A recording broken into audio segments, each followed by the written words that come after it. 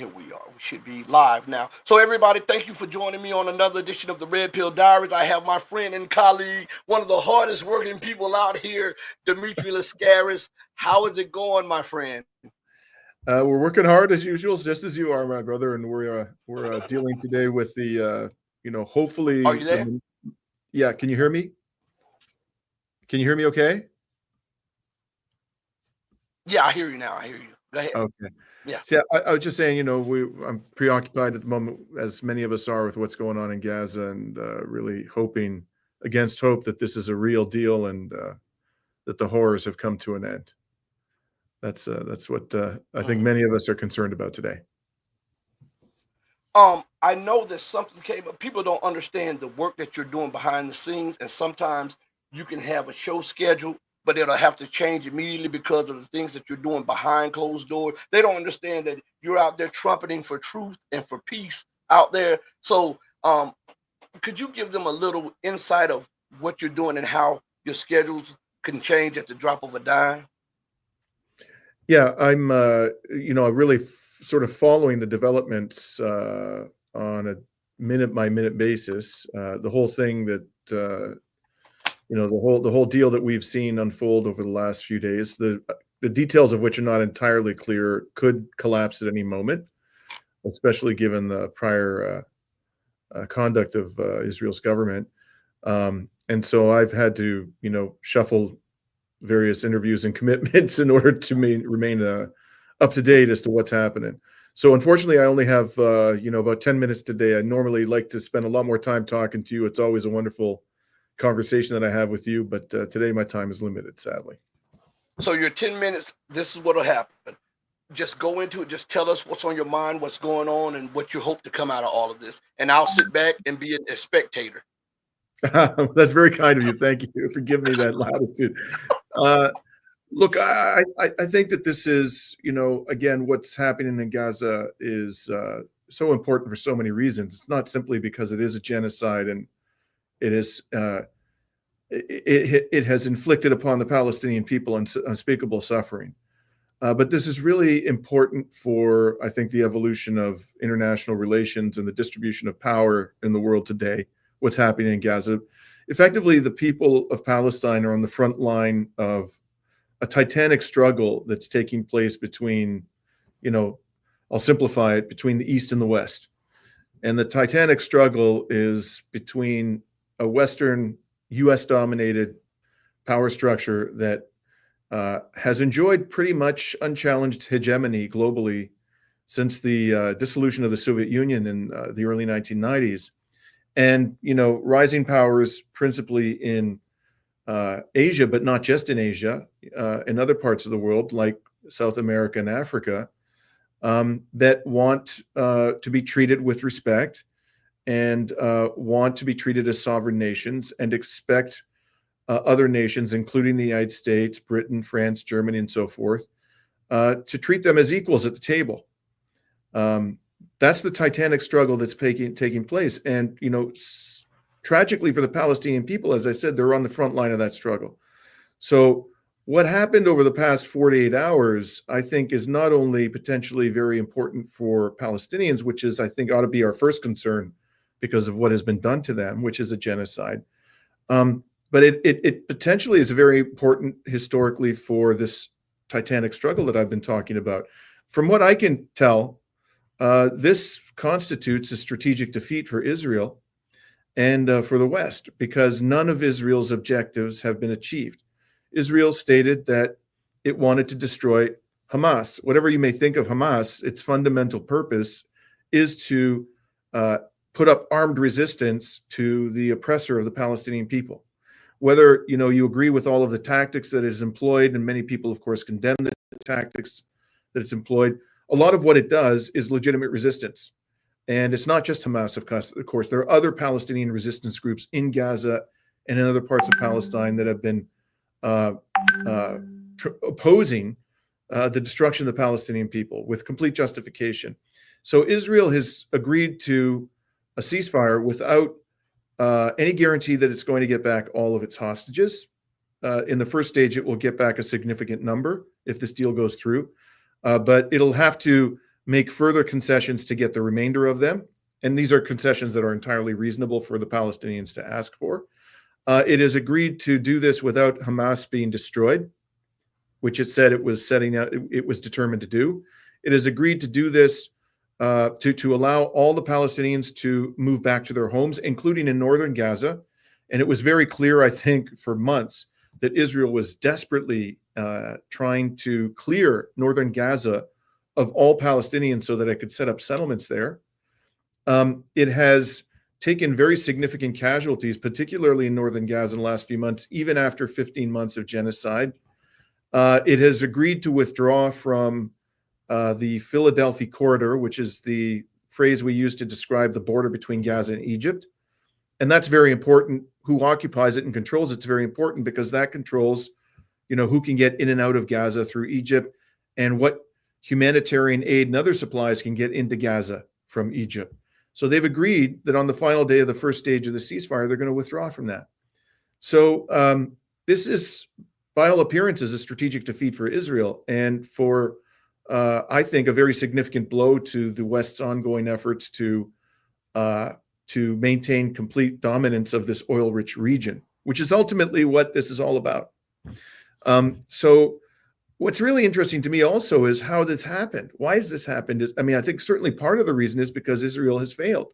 It's failed to destroy Hamas. It's failed to avoid further casualties. It's failed to seize permanent control of any significant part of the Gaza Strip. But also it appears, based on the media reports we're getting, that Donald Trump sent his envoy, a fellow by the name of Witkoff, to strong-arm Netanyahu into doing this deal. And everybody was saying on the Democratic side that Donald Trump was going to be even worse for the Palestinians and the indigenous peoples of West Asia than Biden had been. Well, it doesn't look like that way right now. We'll have to see how this all plays out and what other nefarious plans Trump might have for the region. But all the accounts are that what really caused this to happen was Trump told Netanyahu that he had to do the deal. And in a matter, there were Arab diplomats who were going to the Western press and saying that in one day, Donald Trump did more to end this war than the Biden administration did in 15 months. That's quite a remarkable development. I don't know what it's going to mean for the next 4 years, but maybe, just maybe, Donald Trump is inclined to accept the new global reality that the United States can no longer dominate the planet. We'll have to see. I certainly hope that that's what is happening here. That's what's going on here. I don't think it has anything to do with Donald Trump's concern for human rights or the minimization of the suffering of the Palestinian people, but maybe he has a realistic appreciation of what is and is not possible in terms of U.S. power in the world today. And if he does, that'll be a good thing for everybody, not just for the Palestinian people. So that's my quick hot take on this.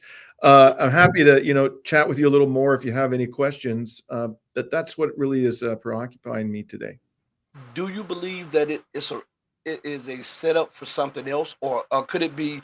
I notice when America does things, when Israel do things, and they're losing, they go back to this: rest, rearm, and recalibrate. It certainly could be that.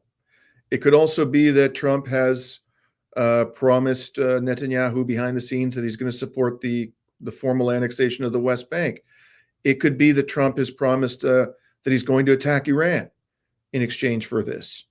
There's a lot of deals, and it could be all of those things. Who knows? There's a lot of deals that might have done behind the scenes that are going to make this turn out into an even bigger disaster than the one we've witnessed thus far. We can't exclude those possibilities. But right now, there's no real evidence to back them up. There's a lot of innuendo and conjecture. What we do know, and what seems pretty clear, is that Trump forced Netanyahu, as did the military realities on the ground, as did the casualties that Palestinians were inflicting upon Israel's military. These things forced Netanyahu to do a deal that he, over and over again said he would never do. So for the moment, this is a positive development, and let us hope that there hasn't been any kind of secret agreement struck between the Trump administration and the Netanyahu government that's going to result in an even bigger disaster than the one we've seen thus far.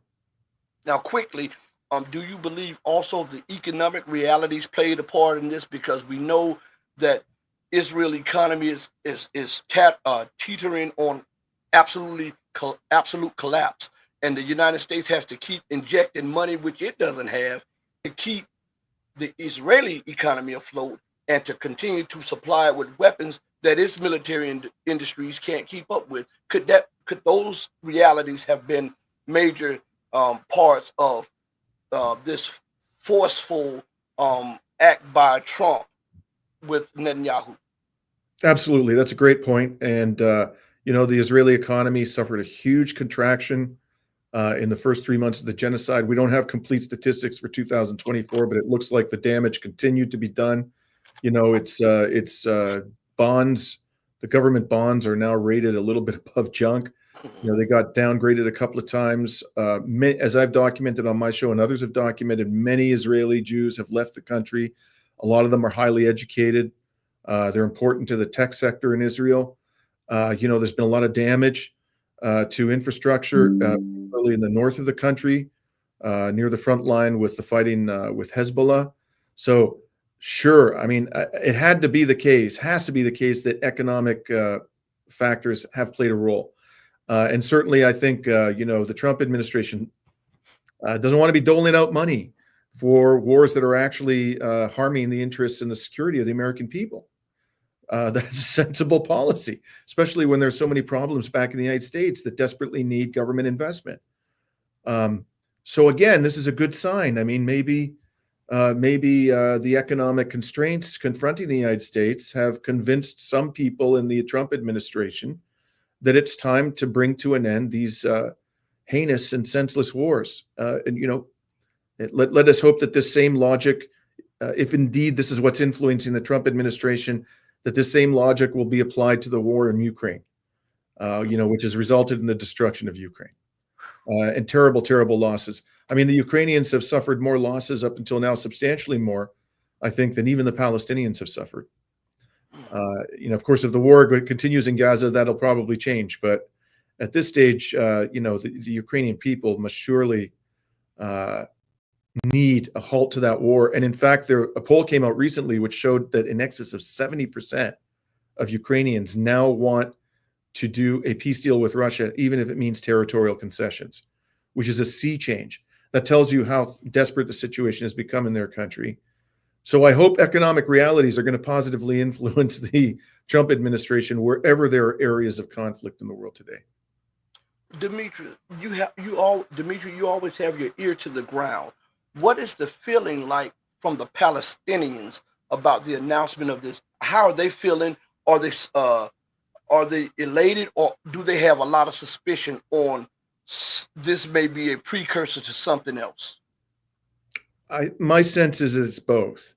There's a lot of suspicion, but I think they also, for the reasons I've already articulated, view this as a strategic victory, or at least a tactical victory, precisely because the Israeli government has agreed to stop the hostilities, at least temporarily, without having achieved any of its objectives. And I don't know how you don't count that as a victory, especially when the odds confronting the Palestinians were so, against them. Their military power is a trifle compared to that of the Israeli military. And it's not really the Israeli military that they were fighting against. They were fighting against the U.S. war machine.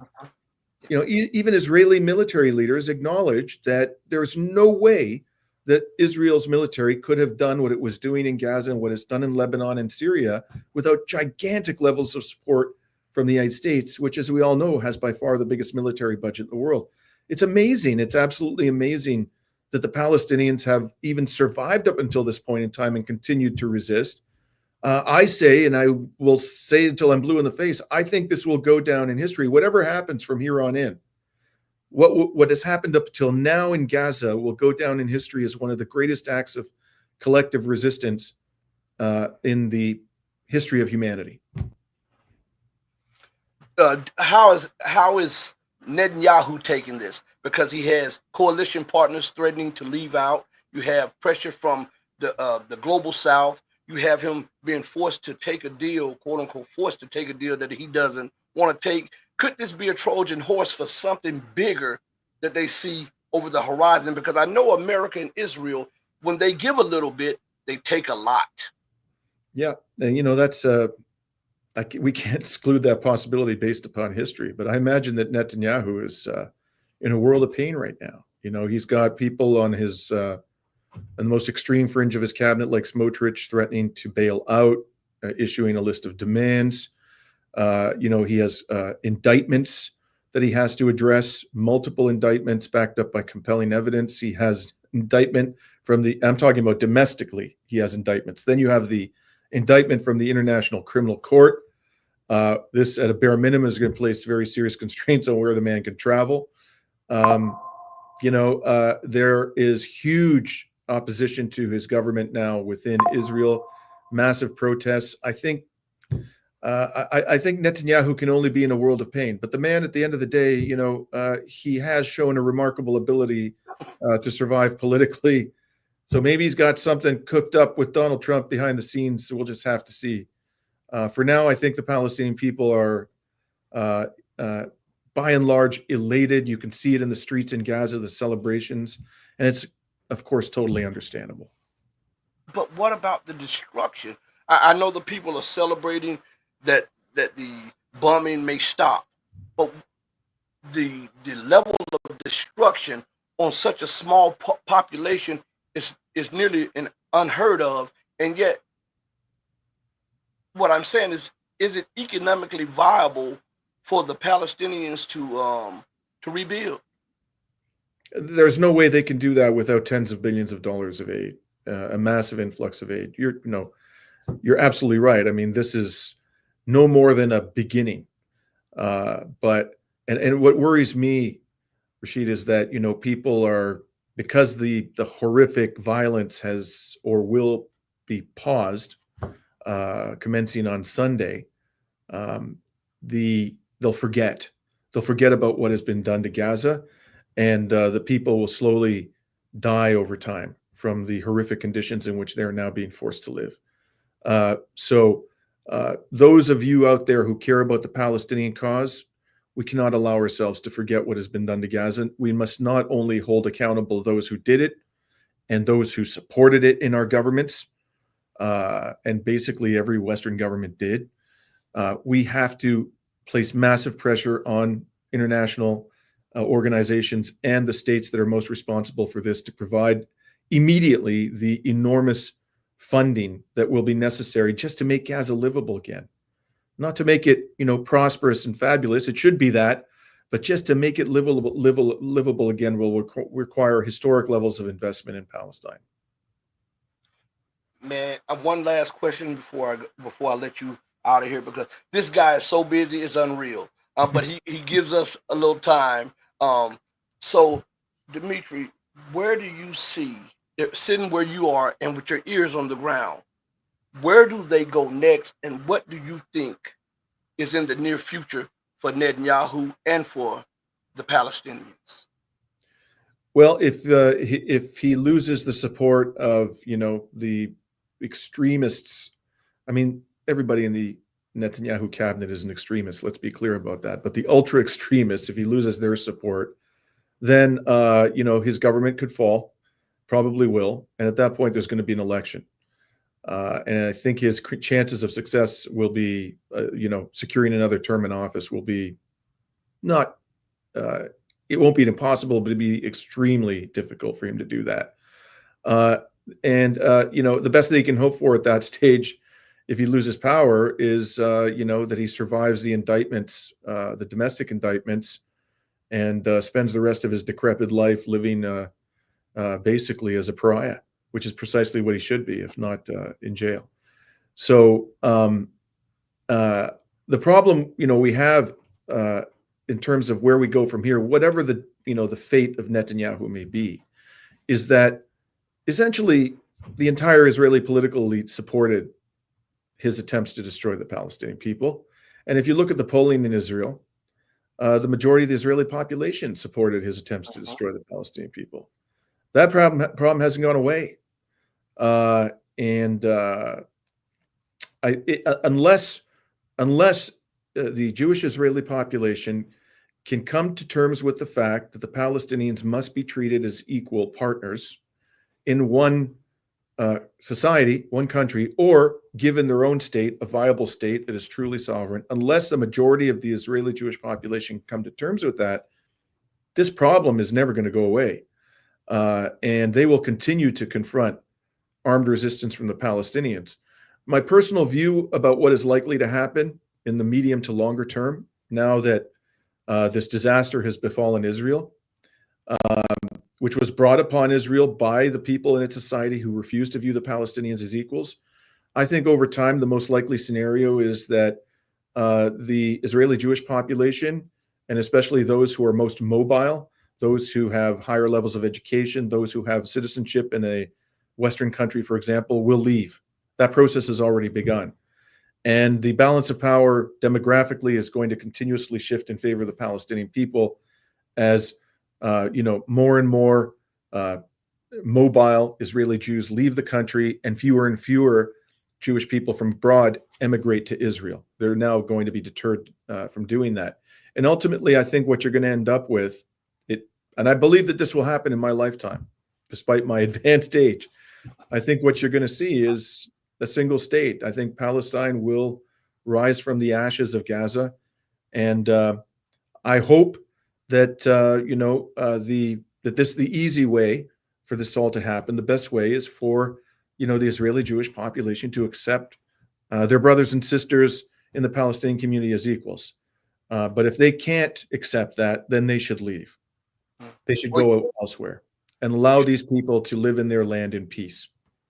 You have a similar take on it as Alex Craner. As I was telling you, I had just finished up a show with him, and he said that he looks at the state of Israel as a chicken with its head cut off, and that the body is still running, but it's dead. And he says that and the demographics are against having a totally Jewish state, and that they must wake up, because if they don't accept the reality, then as you said, it will be a Palestinian state regardless. In so many words, and I'm paraphrasing what he said, but he was talking about the demographics, the economics, even the environment that shapes it. It's not conducive to a apartheid Israeli or so-called Jewish dominated state where you have them up here and you have lessers down here. And he said that we're approaching the end of that now. And it's just that this is the chicken that's still running around, not knowing that the head is cut off and it is flat. So would you agree with that? Yeah, I've watched numerous interviews that Alex has given recently. I think he's got an excellent analysis of what's going on here. And to people out there, people in the pro-Palestine community, people who care about the destiny of the Palestinian people, who a lot of them sound very negative, even today, with this announcement that the ceasefire has been approved by the Security Cabinet in Israel. They're very negative. I see it very differently. I see it like Alex does, and I feel very, very positive for the future of the Palestinian people. It's not. I try, Rashid, not to be optimistic or pessimistic. I try to just look at the evidence and make a realistic assessment, and that's my realistic assessment. It's been my realistic assessment all the way back to, I think, a realistic assessment all the way back to November. And one of the things we haven't talked about, and this was the basic reason why I was predicting in November of 2023 that this was going to happen, is because Israel is a geopolitical pipsqueak. There is no way that Israel could get away with what it does without massive Western government support, and particularly the support of the U.S. government. And the U.S. government's power is in rapid decline. The Europeans, their power is in rapid decline. This spells, this is a game changer for Israel because it is so dependent upon their support. If they no longer have the economic and military ability to impose their will by means of violence or economic coercion on West Asia, then Israel cannot succeed in its project of dispossessing the Palestinian people. That's the bottom line. So Alex, I think, is 100% correct about this. So in closing, what do you have to say? Because I know you're busy and I'm not going to keep you here. We'll get you back on the platform. I'm just thankful that you gave us the time that you've given us and the insight that you've given us. In closing, what would you have to say to the people who are watching and who are concerned about the situation that the Palestinians now find themselves in, and those who are skeptical about what's going on? I would say that what happens from here on in depends to a large degree on us. It's our governments, I can't stress this enough, that have made this possible. This was a Western genocide. Israel was the means by which the West perpetrated a genocide in Gaza.